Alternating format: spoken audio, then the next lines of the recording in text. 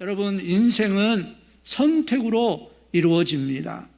마리아는 최고의 선택을 했습니다. 마리아는 자기가 가지고 있는 가장 귀한 것을 예수님에게 드렸는데 그것은 가장 지혜로운 선택이었습니다. 그것은 최고의 투자이었습니다. 영원히 가치 있는 투자입니다. 예수님은 마리아의 선택을 칭찬해 주셨습니다. 마리아는 비싼 향유를 예수님의 발에 붓고 자기의 머리털로 닦아드렸습니다. 여러분, 참 봉사가 무엇입니까? 자신을 깨트려서 주님께 부어드리는 것입니다. 제자들은 봉사는 가난한 자에게 선한 일을 하는 것이라고 생각했습니다. 그런 관점에서 생각하면 마리아의 행동은 쓸모없는 낭비였습니다. 그러나 예수님은 그를 가만두어서 나의 장래를 위해 그것을 사용하게 하라고 말씀하셨습니다. 우리의 섬김은 주님을 섬기는 것에서 시작해야 합니다. 우리의 봉사는 주님을 사랑함으로 나의 모든 것을 쏟아붓는 것입니다. 존 웨슬리는 주님, 제가 불꽃이 되어 예수님을 위해 불타게 해주십시오 하고 기도했습니다.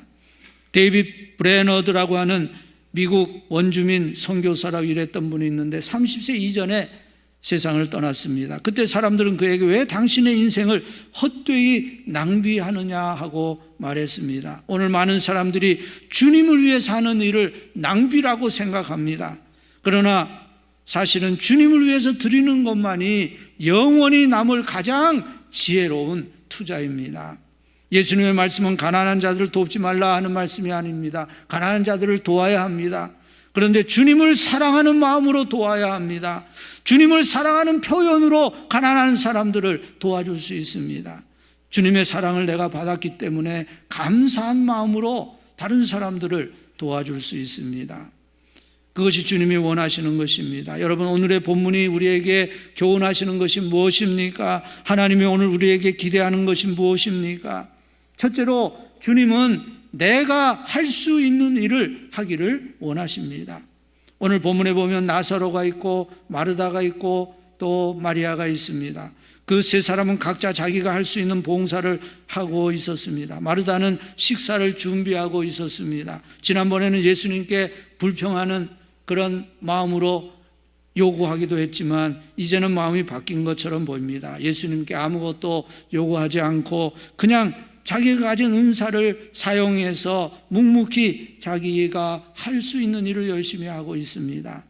나사로는 예수님과 함께 조용히 앉아 있었습니다. 그러나 나사로 역시 자기의 사명을 다하고 있었습니다. 예수님이 나사로를 살려주실 때 예수님은 그에게 간증이라는 선물을 주셨습니다.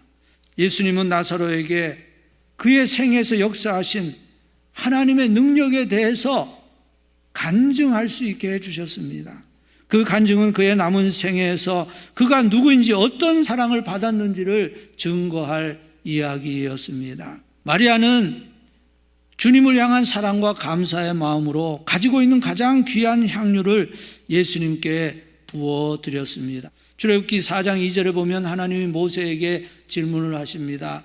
내게 있는 것이 무엇이냐? 예, 지팡이입니다. 그것을 던져라. 하나님이 그날 모세에게 가르쳐 주신 것은 하나님은 모세가 가지고 있는 것을 사용해서 하나님의 일을 하실 수 있다는 것이었습니다. 우리는 우리가 가지고 있는 것으로 일할 수 있습니다. 주님은 우리가 다른 사람의 은사를 가지려고 애쓰는 것이 아니라 하나님이 나에게 주신 것, 나에게 주신 은사를 가지고 일하기를 원하십니다. 그리고 두 번째 교훈은 주님은 나의 모든 것을 원하신다는 것입니다. 나의 일부가 아니라 나의 모든 것을 원하십니다. 마리아는 비싼 향유를 주님께 부어드렸기 때문에 비난을 받았습니다.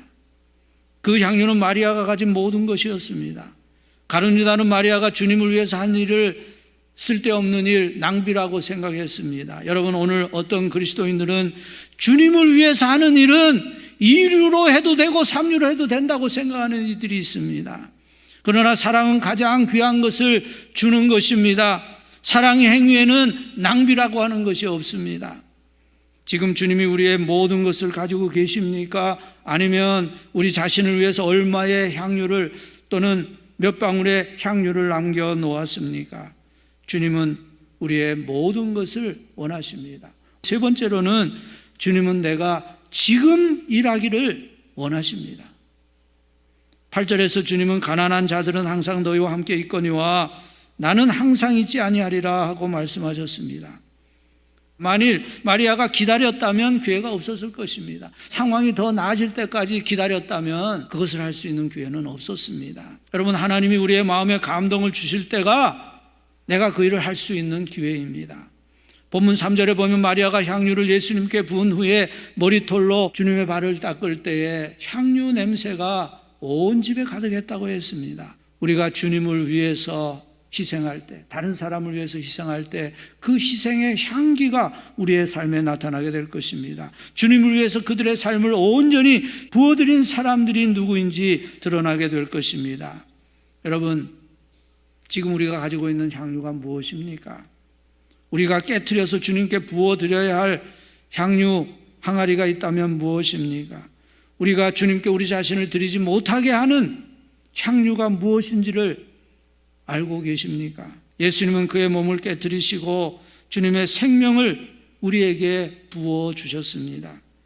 그리고 주님의 피로 우리를 씻어주셨습니다.